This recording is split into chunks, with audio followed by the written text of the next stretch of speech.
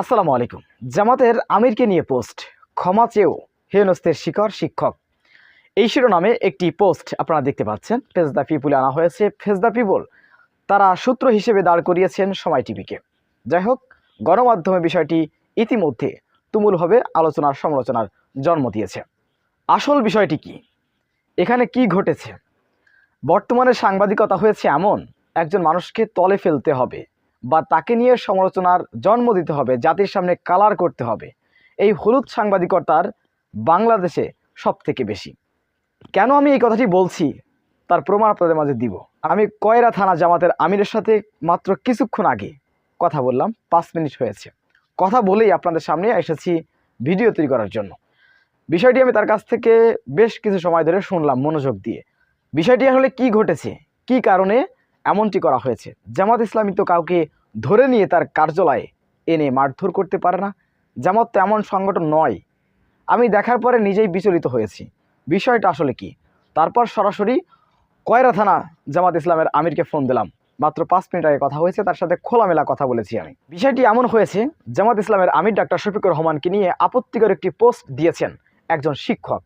যখন এই পোস্টটি ভাইরাল হয়েছে, তারপর সেখানে স্থানীয় মানুষজন কিন্তু ক্ষিপ্ত হয়েছে। তারপরে জামাত ইসলামের আমির ডাক্তার শফিকুর রহমানকে নিয়ে আপত্তিকর পোস্ট দিয়েছেন। তিনি বর্তমান সময়ের একজন ভাইরাল মানুষ, একজন ভালোবাসার মানুষ মানুষের কাছে। কারণ আপনারা জানেন যে আমাদের আমির ডাক্তার শফিকুর রহমান কতটা উদারপন্থী মানুষ, কতটা মানুষকে কাছে টানতে পারেন। যাই হোক, মানে দোকানে কিছু মানুষজন রয়েছে জামাত ইসলাম করে, তারা তার সাথে কথা বলতেছে এই বিষয়টি নিয়ে। তারপর এটা জামাত ইসলামের যিনি আমির, অর্থাৎ কয়রা থানার আমির, তারা একটি মামলার জন্য হাজিরা দিতে গিয়েছিলেন খুলনাতে। আপনারা জানেন জামাত ইসলামের নেতাকর্মীদের নামে কত মামলা রয়েছে, তাদের হাজিরা প্রায় দিতে হয়। তো তারা হাজিরার জন্য খুলনাতে ছিলেন। যারা উল্লেখযোগ্য মানুষ, থানা নেতৃবৃন্দ, তারা সবাই কিন্তু খুলনাতে ছিলেন, কোর্টে ছিলেন। তারপর তাদেরকে জানানো হলো বিষয়টি। জানানোর পর তারা সাথে সাথে বললেন তার গায়ে যেন হাত দেওয়া হয় না, তাকে যেন কিছু করা হয় না, কোনো কিছু বলা হয় না।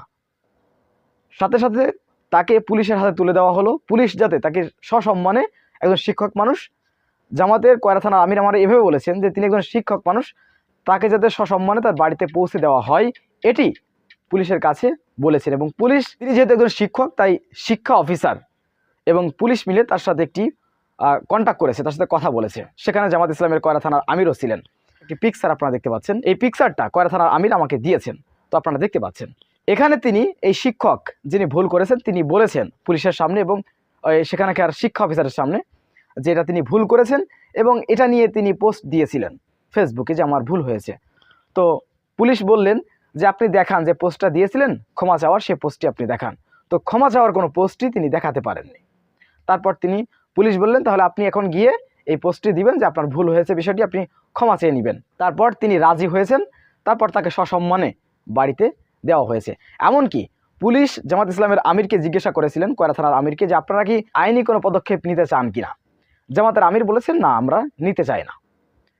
তিনি যদি ক্ষমা চান, ভুল করে থাকেন, তাহলে এটাই ঠিক আছে, তিনি একটা পোস্ট দিলেই হয়ে যাবে, এতটুকু শেষ। এরপর কে বা কারা এই বিষয়টিকে রাজনীতিকরণ করেছে, তারা জামাত ইসলামকে কালার করার জন্য, জামাত ইসলামের বিরুদ্ধে কিছু একটা বলার জন্য, জাতির সামনে উপস্থাপনা করার জন্য, জামাত ইসলামীকে জাতি থেকে বিচ্ছিন্ন করার জন্য উদ্দেশ্য পরিণতভাবে এই নিউজগুলো করা হয়েছে। আপনারা দেখবেন যে ফেস দ্য পিপুল আপনারা দেখতে পাচ্ছেন, তারাও কিন্তু সময় টিভির সূত্র দিয়েছে, সূত্র হিসেবে সময় টিভিকে দাঁড় করিয়েছে। সময় টিভি কেমন টিভি আমরা জানি, আমরা সময় টিভি নিয়ে কথা বলতে চাই না, সময় টিভি সম্পর্কে দেশের মানুষ জানে। তো সময় টিভি এই নিউজটি করেছেন কি বা কারা করেছেন, করিয়েছেন, এটাই কথা। তো জামাত ইসলামের আমির, অর্থাৎ কয়রা থানার আমির, এই বিষয় নিয়ে সুস্পষ্ট বক্তব্য দিয়েছেন। এবং তিনি এমনকি বলেছেন যে জামাতের আমির ডাক্তার শফিকুর রহমান কয়রা থানায় আসবেন, এজন্য যাতে কোনো বিশৃঙ্খলা না হয়, তাকে আমরা সসম্মানে তার বাড়িতে পৌঁছে দিয়েছি পুলিশের মাধ্যমে। এটা কয়রা থানার আমির ডাইরেক্ট বলেছেন। অতএব জামাত ইসলামের লোকেরা, এমনকি আর একটি বিষয়, যে তাকে নাকি মারধর করেছে পুলিশ। তাকে জিজ্ঞাসা করেছে, বারবার 3বার জিজ্ঞাসা করেছে পুলিশ, যে আপনাকে কি জামাতের কোনো নেতাকর্মীরা আপনার গায়ে হাত তুলেছে, হেনস্থের শিকার হয়েছেন আপনি, যে মারপিট করেছে, এমন কিছু হয়েছে? তিনি 3বারই বলেছেন না, কিন্তু মানসিকভাবে টর্চার করেছে। মানসিকভাবে মানে কি, তাকে প্রশ্ন করেছে কেন করলে, বা এরকম একটা কথা, বা ঝাড়ি ঝুড়ি দিতে পারে এইরকম। তো তাকে মারধর কিন্তু করা হয়নি, অথচ নিউজে বলা হচ্ছে তাকে নাকি মারধর করা হয়েছে। তিনি পুলিশের সামনে 3বারই বলেছেন তার গায়ে কোনো হাত দেওয়া হয়নি।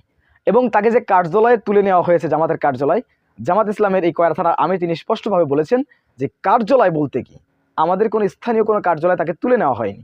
কে বলেছে তাকে তুলে নেওয়া হয়েছে? ধরনের মিথ্যাচার করা হচ্ছে। একটি দোকানে, এই দোকানে সেখানকার জামাতের বা কিছু লোকজন সেখানে আছে, এটা কিন্তু জামাতের কোনো অফিস হয়ে যায় না। তো জামাতের অফিসে তাকে তুলে নিয়ে যাওয়া হয়েছে, তাকে হেনস্থ করা হয়েছে, মারধর করা হয়েছে, এই ঘটনার সাথে এ ধরনের কোনো সংশ্লিষ্টতা নেই। সুপ্রিয় দর্শক, আশা করি আমার কথাগুলো আপনারা বুঝতে পেরেছেন।